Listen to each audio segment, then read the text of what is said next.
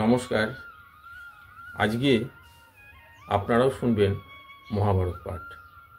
আমি যেমন প্রতিনিয়ত আপনাদেরকে মহাভারত পাঠ শোনাই, আজকেও আপনাদের মহাভারত পাঠ শোনাব।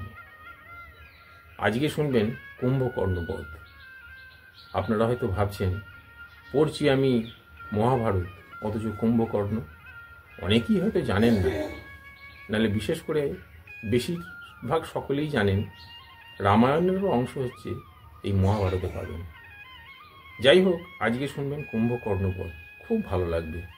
আমার বিশেষ অনুরোধ, আপনারা শুনুন, কারণ এই সমস্ত পাঠ শুনলে আমাদের জীবনে চলার পথে অনেক শিক্ষা লাভ হবে, আর আপনাদের সংসারের মঙ্গল হবে। ভগবান আপনাদের মঙ্গল করুন। আর একটা বিশেষ অনুরোধ, আমার এই চ্যানেলটা সাবস্ক্রাইব করে দেবেন। মার্কেন্ডীয় ঋষি বললেন, ভয়ানক পরাক্রমী বীর প্রহস্ত সহসা রণক্ষেত্রে বিভীষণের কাছে এসে চিৎকার করে তাকে গদা দিয়ে আঘাত করে। বিভীষণও একটি মহাশক্তি নিয়ে সেটি অভিমন্ত্রিত করে প্রহস্তের মস্তকে মারলেন। সেই শক্তি বজ্রের ন্যায় বেগবান ছিল। তার আঘাতে প্রহস্তের মাথা কেটে গেল এবং প্রহস্ত ঝড়ে নিপাতিত বৃক্ষের ন্যায় ধরাশায়ী হল। তাকে বধ হতে দেখে রাক্ষস তীব্র বেগে ছুটে এলো। তার বাণের আঘাতে বানররা এদিক ওদিক পালাতে লাগল। তাই দেখে পবন নন্দন হনুমান তার রথ, ঘোড়া এবং সারথি সহ বধ করলেন।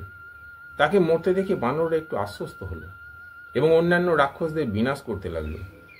তাদের ভয়ঙ্কর আঘাতে রাক্ষসরা হতাশ হয়ে লঙ্কাপুরীতে ঢুকে পড়ল এবং রাবণকে যুদ্ধের বিস্তারিত খবর জানাল। তাদের কাছে সেনাসহ প্রহস্ত এবং ধূম্রাক্ষ বধের বৃত্তান্ত শুনে রাবণ অত্যন্ত শোকাতুর হলেন। তারপর সিংহাসন থেকে উঠে বললেন, এখন কুম্ভকর্ণের পরাক্রম দেখাবার সময় হয়েছে। এই বলে তিনি উচ্চনাদে নানা প্রকার বাদ্যধ্বনি করলেন এবং বহু চেষ্টা করে গভীর নিদ্রায় নিদ্রিত কুম্ভকর্ণের ঘুম ভাঙালেন। নিদ্রা ভঙ্গের পর কুম্ভকর্ণকে রাবণ বললেন, ভাই কুম্ভকর্ণ, তুমি জানো না আমাদের ভীষণ সংকট উপস্থিত হয়েছে। আমি রামের স্ত্রী সীতাকে হরণ করে এনেছি। তাকে ফিরিয়ে নেবার জন্য রাম সমুদ্রের উপর সেতু বন্ধন করে এখানে উপস্থিত হয়েছে। তার সঙ্গে বানরদের এক বিশাল সৈন্যদল এসেছে। ওরা আমাদের প্রহস্ত, ধূম্রাক্ষ প্রভৃতি আত্মীয়দের বধ করেছে এবং অনেক রাক্ষসও সংহার করেছে। তুমি ছাড়া এমন আর কোনো বীর নেই যে ওকে হত্যা করতে পারে। তুমি বলবানদের মধ্যে শ্রেষ্ঠ, অতএব সুসজ্জিত হয়ে যুদ্ধে গমন করো।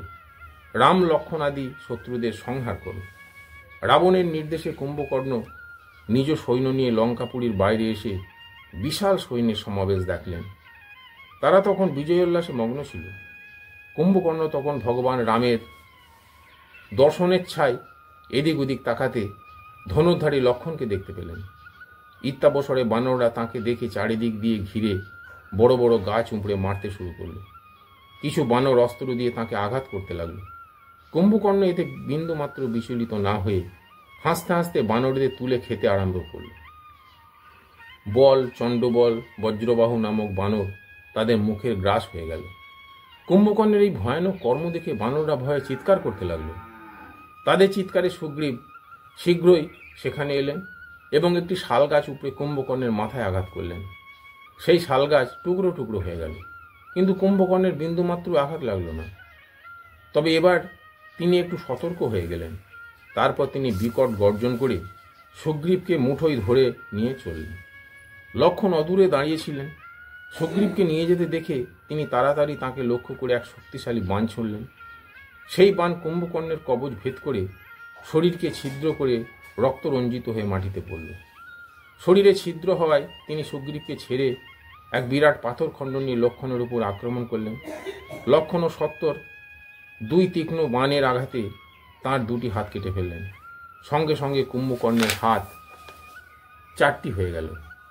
তখন তিনি 4 হাতে লক্ষ্মণকে আক্রমণ করলেন, কিন্তু সুমিত্রানন্দন আবারও তাঁর 4 হাত কেটে ফেললেন। তখন কুম্ভকর্ণ তার দেহকে বিশাল বড় করে ফেললেন। তাতে বহু হস্ত, বহু পদ এবং বহু মস্তক দেখা গেল। তখন লক্ষ্মণ ব্রহ্মাস্ত্র দ্বারা তাঁর দেহ চিরে দিলেন। প্রলয় ঝড়ে যেমন বৃক্ষ ধরাশায়ী হয়, তেমনি সেই দিব্যাস্ত্রে আহত হয়ে মহাবলী কুম্ভকর্ণ পৃথিবীতে পড়লেন। কুম্ভকর্ণকে প্রাণহীন হয়ে মাটিতে পড়তে দেখে রাক্ষসরা ভয়ে পালিয়ে গেল। এই যুদ্ধে বানরের তুলনায় রাক্ষস অধিক সংখ্যায় বধ হল। মার্কেন্ডীয় ঋষি বললেন, রাবণ তখন তার বীর পুত্র ইন্দ্রজিৎকে বললেন, পুত্র, তুমি শ্রেষ্ঠ শস্ত্রধারী বীর। যুদ্ধে ইন্দ্রকে পরাজিত করে তুমি তোমার উজ্জ্বল কীর্তি বিস্তারিত করেছ।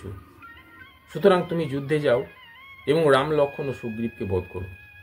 ইন্দ্রজিৎ তাই হোক বলে পিতার আদেশ স্বীকার করে কবচ ধারণ করে রথে চড়ে যুদ্ধক্ষেত্রে এলেন। যুদ্ধক্ষেত্রে এসে তিনি নিজ নাম ঘোষণা করে লক্ষ্মণকে যুদ্ধে আহ্বান করলেন। লক্ষ্মণ ও ধনুর্বাণ নিয়ে তৎক্ষণাৎ সেখানে এলেন এবং সিংহ যেমন তার হুঙ্কারে মৃগদের ভীত সন্ত্রস্ত করে, তেমনি নিজ টঙ্কার ধ্বনিতে রাক্ষসদের ভীত করতে লাগলেন। ইন্দ্রজিৎ এবং লক্ষ্মণ উভয়ই দিব্যাস্ত্রের প্রয়োগ জানতেন। দুজনেই একে অপরকে হারাবার জন্য দৃঢ় প্রতিজ্ঞ ছিলেন। তাই দুজনেই মরিয়া হয়ে যুদ্ধ করছিলেন। এর মধ্যে বালিকুমার অঙ্গদ একটি গাছ উপড়ে ইন্দ্রজিতের মাথায় আঘাত করলেন। আঘাত পেয়েও তিনি বিচলিত হলেন না। অঙ্গদ ইন্দ্রজিতের খুব কাছে চলে এসেছিলেন। তখন ইন্দ্রজিৎ তার বাম পাঁজরে গদা দিয়ে জোরে মারলেন, কিন্তু অঙ্গদ অত্যন্ত বলবান ছিলেন। তাই এই প্রহারে তিনি একেবারেই বিচলিত হলেন না। ক্রোধান্বিত হয়ে তিনি আবার এক শালবৃক্ষ তুলে ইন্দ্রজিতের উপর আঘাত হানলেন। তাতে তাঁর রথ ভেঙে ঘোড়া ও সারথি মারা গেল। রথ ভেঙে যেতে ইন্দ্রজিৎ রথ থেকে লাফিয়ে নেমে মায়ার বলে অন্তর্হিত হয়ে গেলেন। তাঁকে অন্তর্ধান হতে দেখে রাম সেখানে এসে সেনাদের রক্ষা করতে লাগলেন। ইন্দ্রজিৎ ক্রোধ ভরে রাম ও লক্ষ্মণের সমস্ত শরীর হাজার হাজার বাণে ঢেকে দিলেন। বানররা তাঁকে দেখতে না পেয়ে বড় বড় প্রস্তর খণ্ড নিয়ে আকাশপথে তাকে খুঁজতে লাগল। ইন্দ্রজিৎ লুক্কায়িতভাবে বানরদের এবং রাম ও লক্ষ্মণের উপর বাণ বর্ষণ করতে লাগলেন। দুই ভ্রাতার সারা গায়ে বাণ বিদ্ধ হলে তারা মাটিতে পড়ে গেলেন। এর মধ্যে বিভীষণ সেখানে এসে পৌঁছালেন। তিনি প্রজ্ঞাস্ত্রের সাহায্যে তাদের মূর্ছা দূর করলেন এবং সুগ্রীব বিশল্য এবং ঔষধি মন্ত্র দ্বারা অভিমন্ত্রিত করে তাদের দেহে লেপন করলেন। তার প্রভাবে সহজেই তাদের শরীরের বাণ অপসারিত হয়ে সব ক্ষত সেরে গেল। এর ফলে তাদের চেতনা ফুরিয়ে এলো এবং আলস্য ও ক্লান্তি নিমেষে দূর হয়ে গেল। ভগবান রামকে সুস্থ হতে দেখে বিভীষণ হাত জোর করে বললেন, মহারাজ, আপনার সেবার জন্য শ্বেতগিরি থেকে একজন গুজ্জক এসেছে।